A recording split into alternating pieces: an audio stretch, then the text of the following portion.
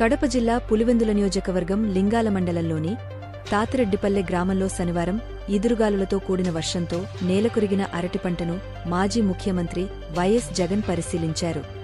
ప్రభుత్వంపై ఒత్తిడి తీసుకువచ్చి పంట నష్టపోయిన రైతులకు న్యాయం జరిగేలా చూస్తామని ఆయన పేర్కొన్నారు.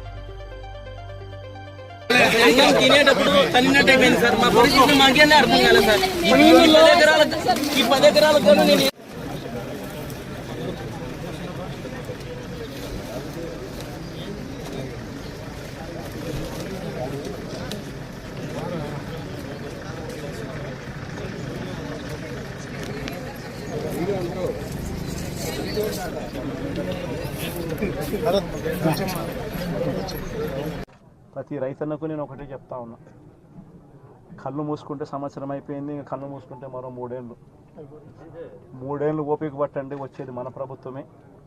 మన ప్రభుత్వం వచ్చిన ఒక నెలకే ప్రతి రైతన్న ముఖంలో సంతోషాన్ని చూసేట్టుగా వాళ్ళకి రాని ఇన్సూరెన్స్ను ఇప్పిస్తా, ఇప్పుడున్న ఇన్పుట్ సబ్సిడీ ఇస్తాను. ఇవ్వడమే